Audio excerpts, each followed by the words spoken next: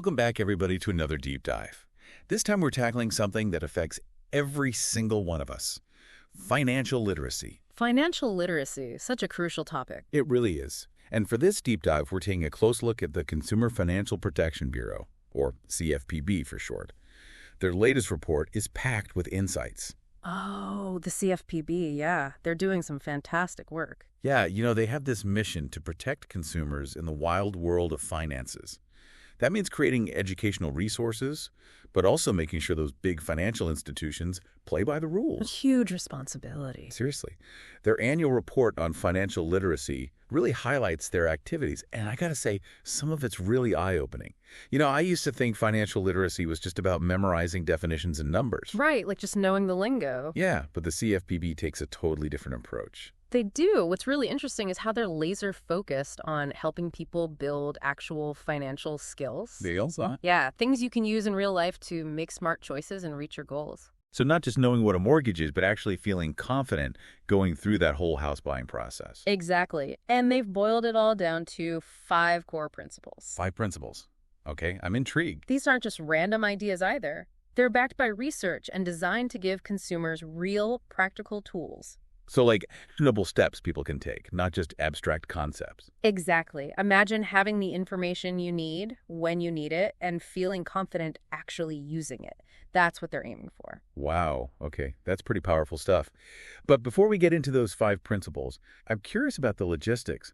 How is the CFPB actually getting this information out there? I mean, everyone's busy. How do they make sure people are finding and using these valuable resources? That's a great question. One of their main strategies is something called Ask CFPB. Ask CFPB. Okay, tell me more. It's this online tool that millions of people are already using to get clear, unbiased answers to their money questions. Kind of like a financial expert in your pocket? Yeah, like having a financial coach available 24/7. I love that. But honestly, sometimes I don't even know the right questions to ask when it comes to finances. It can feel so overwhelming. I think a lot of people feel that way. And the CFPB has been working hard to make their resources even easier to find.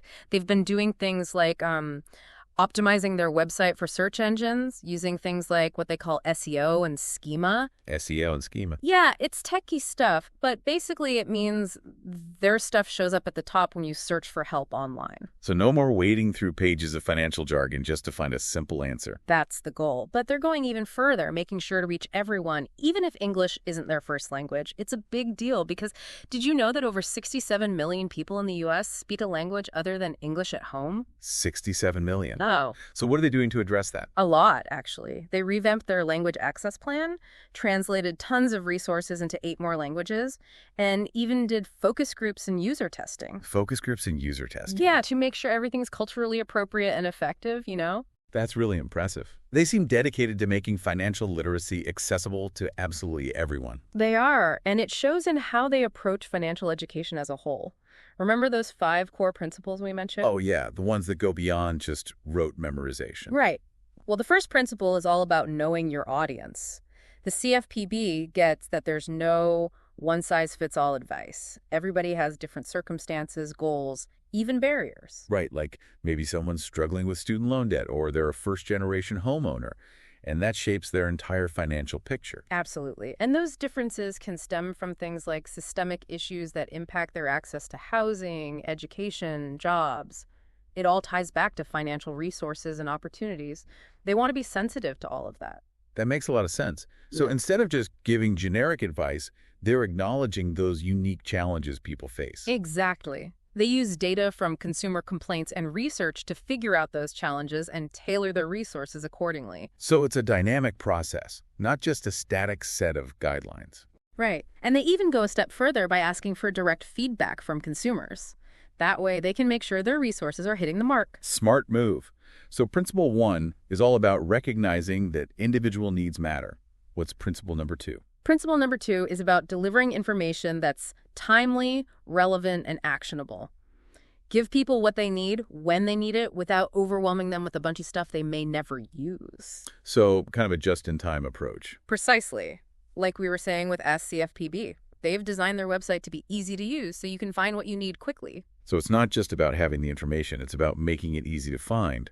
But what if someone doesn't even know where to begin? What if they're facing a financial challenge and just feel totally lost? That's where their work on organization and search engine optimization comes in. They want to make sure that when someone's searching online for answers, the right information pops up first. So it's about meeting people where they are, literally and figuratively.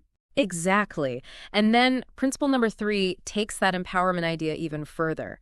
It's not just about giving information, it's about developing financial skills. Skills, okay. It's about equipping people to analyze, process, and actually use financial information to make decisions. So, like, the difference between reading a cookbook and actually knowing how to cook. Perfect analogy. They break financial skills down into 3 key parts. Being able to assess how reliable information is super important these days with all the targeted ads and misinformation flying around. Then being able to process that info to make choices and then actually executing on those decisions, taking action and adjusting as needed. That makes a lot of sense. It's overwhelming just thinking about all the financial products and information out there these days. How do you even know what to trust? It's a huge challenge and something the CFPB addresses head on. For example, their Buying a House guide doesn't just tell you about mortgages. It walks you through the process of buying a home so you feel confident at each step. So it's like a roadmap and a toolkit all rolled into one. Yeah, exactly. And they have guides for all sorts of financial situations, from managing debt to saving for retirement. It's pretty awesome. This makes me think about my own financial goals. Yeah. I know what I want to do, but sometimes getting there is the hard part. It's easy to get distracted or just feel like giving up. That's the classic struggle. It's principle number 4, staying motivated. We all face it with finances and just life in general. Truth. So how does the CFPB address that whole motivation piece? Well, they've actually developed a tool for that. A tool? Okay, you've got my attention. What is it? It's called the Financial Well-Being Scale. It helps people measure and track their progress toward their financial goals. So it's not just about setting the goals, but actually seeing how you're doing along the way. Exactly. Because seeing that progress, even small wins, can be super motivating. It reinforces that sense of accomplishment and keeps you moving forward. I can see how that would be helpful. I mean, if you can actually see yourself moving in the right direction, it's easier to stay committed. Right. It reinforces that feeling of control and agency, which is so crucial when it comes to finances. And that ties into principle number 5, which is all about making it easier for people to take action. They recognize that our environment, the context we're in, can really influence our choices. So it's not just about willpower or knowledge. It's about setting yourself up for success. Like, if you're constantly bombarded with opportunities to spend money, it's going to be harder to save. Exactly. And the CFPB is working on multiple levels to create a more consumer-friendly environment. Multiple levels, huh? Give me some specifics. Well, for one, they're using policy and enforcement to ensure financial institutions are playing fair and not taking advantage of consumers. Okay, yeah, that's important. But they're also creating tools and resources to help people navigate the financial system. Like what kinds of tools? They offer things like sample letters for dealing with banks, step-by-step guides for big financial decisions, and even tools that explain complex financial documents in plain language. Wow, so they're really approaching this from all angles. It's not just about telling people what to do, but giving them the support to actually do it. Exactly. It's about empowering consumers to take control. I'm really liking what I'm hearing so far, but before we move on, I'm curious. What stood out to you the most as we've been unpacking these first 5 principles? I think it's the emphasis on building skills and recognizing that financial literacy isn't just about knowing facts, but about giving people the tools to navigate a complex system. It's a much more empowering approach. I totally agree. It's about building that sense of agency and confidence, not just memorizing information.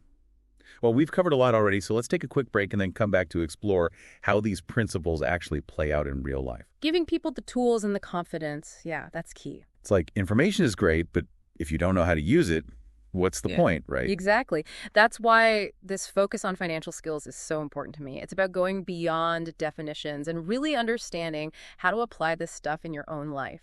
Okay, I'm with you on that. So let's make this even more practical. Think about the last financial decision you made. Anything, really. Opening a credit card, planning your budget. Did you feel confident in that choice? That's a good question to ask yourself. Did you feel like you had all the information you needed? Did you really understand the risks and benefits? Were you able to compare different options? That's what it looks like to put financial skills into action. Now that you mention it, there have definitely been times when I've felt a little lost or unsure, especially with those more complicated financial products. Oh, absolutely. Finances can be super complex, and that's exactly why having those strong financial skills is so important. So how do you even start building those skills? Is it something you're just born with, or can you actually learn it? You can totally learn it. And the CFPB is a great resource for that. Remember all those resources we talked about earlier, like that buying a house guide? Those are designed to walk you through the whole process, not just give you a bunch of facts. So it's like having a financial mentor right there with you, guiding you through each step. Exactly. And they have resources for so many different situations, from managing debt to planning for a retirement. It's really impressive. This is making me think about my own financial goals. Yeah. I know what I want to achieve, but actually getting there is tough sometimes. It's easy to get sidetracked, or discouraged. Yes, the motivation struggle.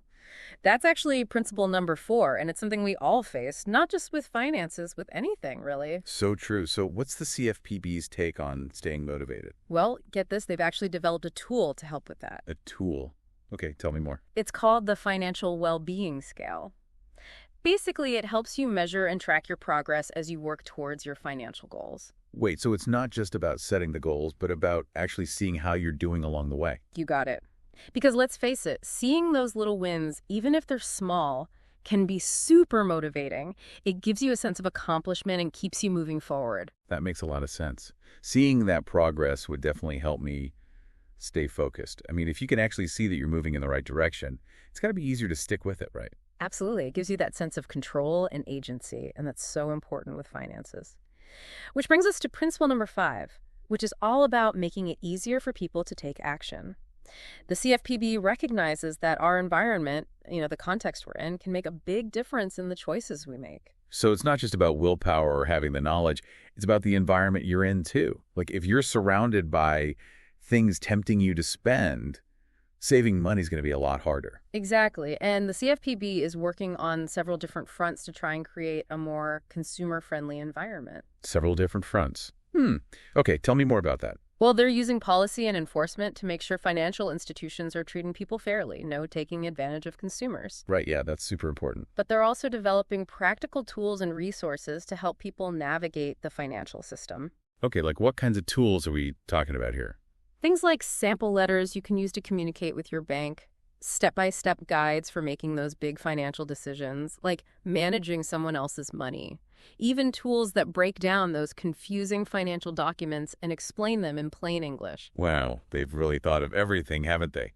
It's like having your own personal financial advocate, making sure you've got the knowledge and support you need to succeed. That's the goal. It's really inspiring to see an agency like the CFPB taking such a proactive and holistic approach to financial literacy, I totally agree. It's about creating an environment where everyone has a real chance to thrive financially, not just throwing information at people and hoping for the best.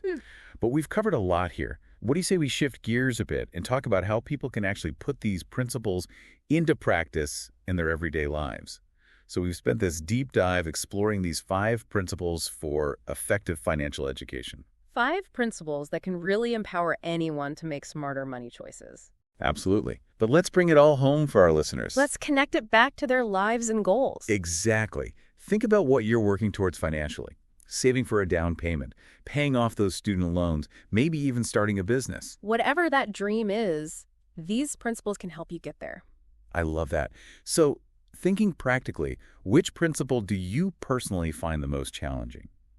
Is it staying motivated, finding trustworthy info, or maybe just feeling overwhelmed by how complicated it all can be? Yeah, think about that for a second. And then what can you do, like today, to make it easier on yourself? That's such a great question. Maybe it's finally checking out some of those CFPB resources like Ask CFPB. Or maybe it's trying out their financial well-being scale to see where you stand right now and track your progress. Those are great starting points. And remember, you don't have to figure this all out on your own. There's help out there. And the CFPB is a fantastic place to start. They've done such a great job combining research, practical resources, and policy work to actually make a difference in the financial world. It's not just about telling people what to do, but giving them the tools and skills to navigate this complex system, And creating an environment that actually supports financial well-being for everyone. So go check out their website, dive into those resources, and start building the financial skills you need to achieve your goals. You might be surprised at what you discover. Thanks for joining us for this deep dive into financial literacy. Remember, it's a journey, not a destination. And with the right tools and the right mindset, you can achieve anything you set your mind to. Until next time, keep learning, keep growing, and keep diving deep.